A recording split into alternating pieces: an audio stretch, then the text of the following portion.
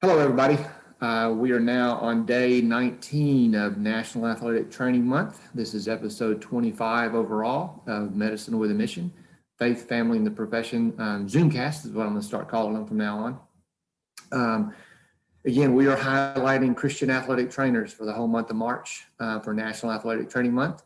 And today we have our guest is Marissa Yorgey. She has been a faithful volunteer for Christian Sports Medicine Alliance for years, since probably over the last 4 or 5 years for us. Hello, Marissa. How are you doing today? Good. How are you?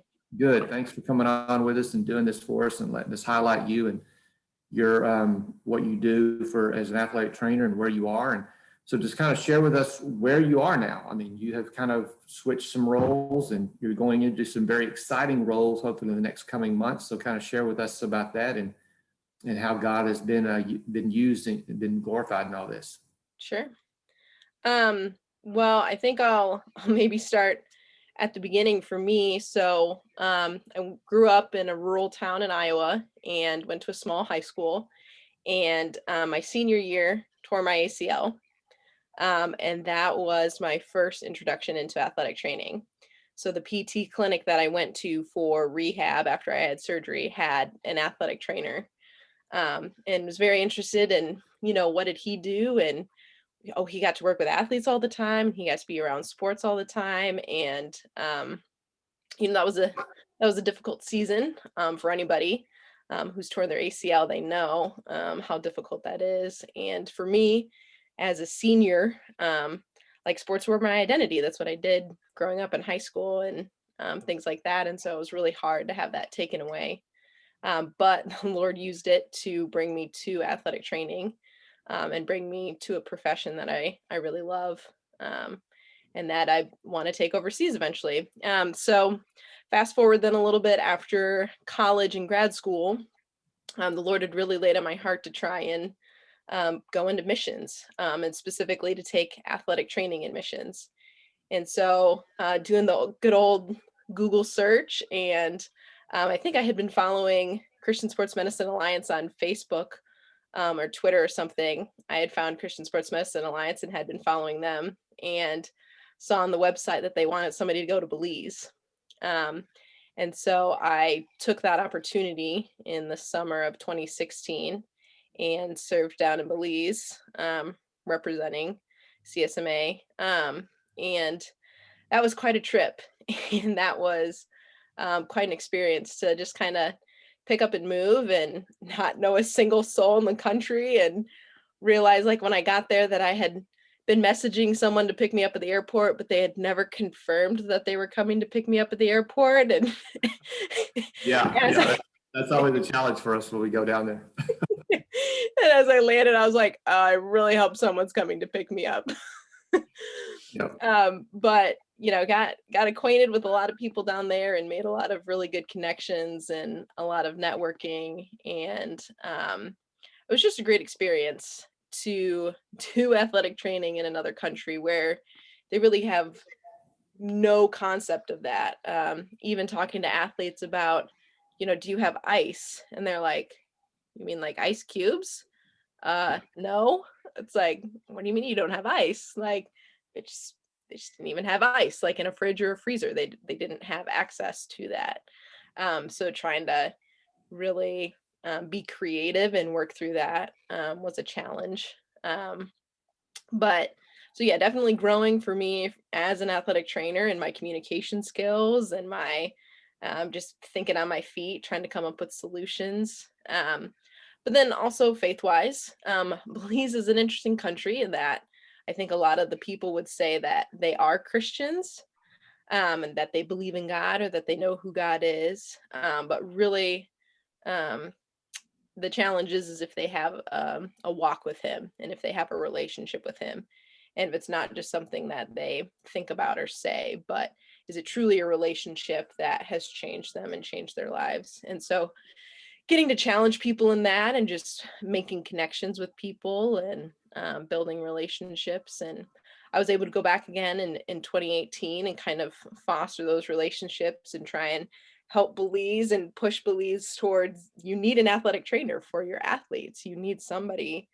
to care for your athletes. And it was exciting to go back the second time in 2018 for people to remember me and recognize my face and be like, "Oh yeah, you were that girl." Like, okay.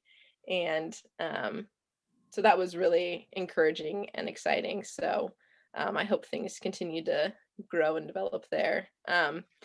But in the world of missions, I'm actually moving towards, I've accepted a position at Faith Academy in Manila, Philippines, to work as the athletic trainer there at their high school.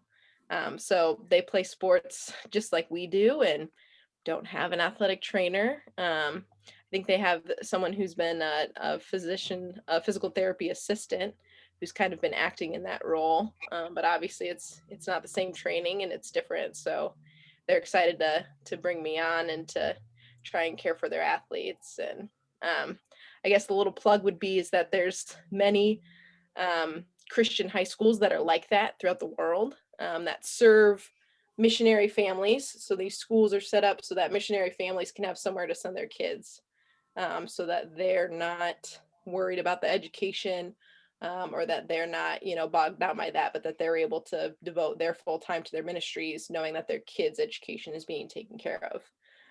And yeah, there's tons of schools like that all across the world, and many of them do have sports for their high school and junior high kids. And so I think that would be a fun place for athletic training to try and get into, is in those high schools. And then you're overseas, then you're in a different country and you get to teach that country what athletic training is, because as a whole, the Philippines doesn't have athletic trainers. Asia, they don't have the athletic trainers that we do. South America and Central America, they don't have the athletic trainers as we do, but they have the athletes in the competition. And I think we need to follow into that. When you talk about Belize now going into Faith Academy in Manila, I mean, obviously, we've both been Belize, we've been there together. And I tell people this, nothing is more than what they have. And I've said this to many people that are prospective volunteers for us, that it will stretch you as a professional. Mm-hmm. Go to a country that has nothing like this, that they've Mm-hmm. encountered an athletic trainer, they don't understand the concept of anything. You're talking about ice. I mean, obviously, that's kind of a staple for us sometimes, is just ice, basic things. Mm-hmm. Did you find yourself when you came back from Belize, being a professional that really had to think outside the box? Obviously, really, did it make you a better professional, you think, by serving in a country like that? I think it did. And I think actually one of the biggest ways that it grew me was in my communication skills. So, I mean, when I came back to the States, and I currently work as an athletic trainer at a high school here in Iowa, I still have everything at my fingertips. Mm-hmm. So it hasn't really challenged me to continue to do the like thinking outside the box. But communication, like realizing, am I connecting with the patient? Are they understanding what I'm talking about? Have they ever heard about icing before? Have they ever heard about, this is what we do to take care of an injury? And really, it's changed my perspective of how I look at athletes and how I communicate to them. Because usually I would just communicate as though everybody knew what I was talking about, because I felt like, oh, everybody knows what I'm talking about. And then going to Belize, yeah, no one knew the concept of rest and ice and compress and elevate. And I'm like, what do you mean? Mm-hmm. So it challenged me to be able to communicate what I'm doing and why I'm doing, and just the way injuries work. And so I think that's something that I've brought back to the States, is trying to educate and trying to make sure people understand this is why we're doing what we're doing and this is what it means. Um, And how did you, from a Christianity point during that time in Belize, how did you see your faith being used in, again, not everybody has said this, because I think it's based on relationships. Do you see opportunities for a Christian athletic trainer to being able to present the gospel in a way by using their skills? Oh, absolutely. Absolutely. Um, I think, yeah, for me, some of the thing was, oh, you're so nice, or like, why are you here? Like, you're not getting paid, or, what are you doing here? Or, why are you here? Helping us, and you're from America. Like, don't you just want to, stay there? Or different questions and different things like that. And being able to say, well, the love of Christ compels me. Mhm. God first loved me, and so I love now because of that. And getting to share just some of that, and the more questions that they ask, then the more that I could answer. And so, yeah, like I said, in Belize, it's very much like they're very open to the idea of God and faith, which is always encouraging, and it doesn't quite intimidate you. Like I just felt like I could be open and share about my faith. But then yeah, it does challenge you to for it not to be about the actions, but to be about the relationship. Because Mhm. what they see is just, well, you're just a good person. And it's like, well, nope, it's more about the relationship and how Christ has changed my heart, and Yeah, how I live that out now. I live in obedience to him because of what he did for me, not sure. because I think it's going to get me into heaven. And do you see, because obviously we're doing work in Belize, we're doing work in Honduras, we're looking at opening up other countries, going into other countries in Central and South America and the Caribbean. And, with hopefully when you get to Faith Academy and Manila, that there'll be opportunities for us to be there also, or be working in other high schools like this. And Mhm.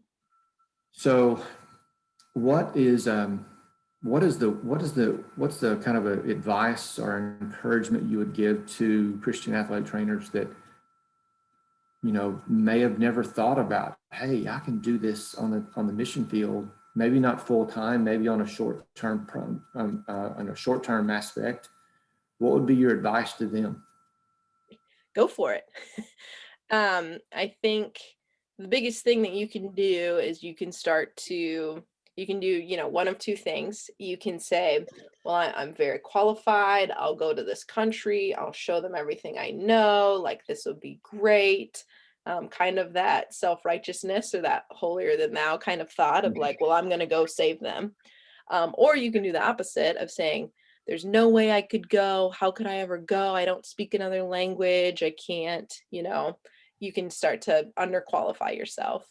And God just uses the obedient. He just uses the willing. Um, Time and time again, we see the examples in scripture of God just using those who were willing, and just those who were obedient. And so I'd say if you're thinking about it or God's laid it on your heart at all, just go find a way, find something that works for you with your time, with your schedule, with maybe some of the abilities that you have. Maybe you are better at teaching than maybe doing athletic training. Then find opportunities to go and to help educate other people about sports medicine and about athletic training. But if you are better at the practical sense of athletic training and getting your hands dirty and evaluating injuries, like there's opportunities for that too. I think also we need to understand that, you laid the groundwork of where we're going to be going in Belize moving forward with developing even more comprehensive healthcare for athletes in Belize and in Honduras and other countries. But we need to understand that it's not a sprint. Mm. Hmm. Belize is not a sprint for us. Honduras is not a sprint for us. I mean, it is going to be a long-term process for us to be there and to do the work that, one, to use our skills and to advance our profession, but also to use our skills to advance the kingdom. Hmm. And we have to understand that. And, it's going to be a marathon. I mean, it's a long process. And I think that's encouraging for us because we as a ministry at CSMA have always said that we don't want to be a one-hit wonder. We want to be 5, 10, 15, 20, 25 years down the road that we're still going, we're still impacting the lives of athletes and coaches and administrators and stuff that we work with within these countries. Yeah, so it's, you would agree with that, I would think. Oh, yes, and I'm learning much, much more about that as I go into full-time ministry and raise my own support and think about going to the Philippines. In high school and track, I was a sprinter, and I do that very much in life too. I do like to sprint. I like to see a task, get it done, check it off. Great, we're there. And too much of the time, I do look at ministry or even my relationship with Christ in that way. And yeah, he's just showing me more and more and more and breaking down those walls of it's a marathon. Just it's the one step. Follow me, be obedient. It's Mhm. the one step. Follow me, be obedient to what I've called you to do. Okay. Next step. Well, cool. So before we close out, what is that? What's that foundation verse, your life verse that you may be using now that you're seeing is more really a foundation verse in moving into the direction that you're going into as a career path? What would be that one verse or verses that you're using right now that you're hanging your hat on? Yeah. It's actually Romans 10:14, which is how can they hear unless someone preaches to them? And how can they preach unless they are sent? Which is just I remember encountering that verse really in high school and that just hitting me. I'd grown up in church, grown up in a Christian family, and I'd always heard the gospel. I'd always heard about God, but thinking about that there's people out there who've never heard, um, and how in the world can they hear unless someone preaches to them, unless someone goes and tells them about the gospel, they will never hear. Mhm. And that just like really hitting me like, oh, that applies to me. Like I've heard and I know the gospel and I've been changed by the gospel and now it's my turn to go out and preach the gospel. And so yeah, that's been my life verse since really high school and finally continuing to take steps towards that to go into all the world and make disciples of every nation and every tongue. So Well, Marissa, thank you very much for joining us for this edition, for this episode, and let us highlight you and kind of catching back up with you. It's been a while since we've talked to you and everything. And thank you for again laying that foundation and beliefs for us that we were able to use the weeks and actually the month. The last time you were there, I think you were there for an entire month with your family and mhm. being able to stay there and work hand in hand and really full time with their sports and their athletes there to go where we're going now is because of what you did and everything. I really appreciate that. Well, praise God. Thank you. If you are interested in learning more about Christian Sports Medicine Alliance or maybe the opportunities that we have coming up, we hope and cross our fingers that we're going to be able to go this summer back to Belize and obviously Honduras and other countries in Central and South America and the Caribbean and possibly around the world. Visit us on our website at christiansportsmed.org. If you want to follow us on Twitter, you can do that at tweetcsma.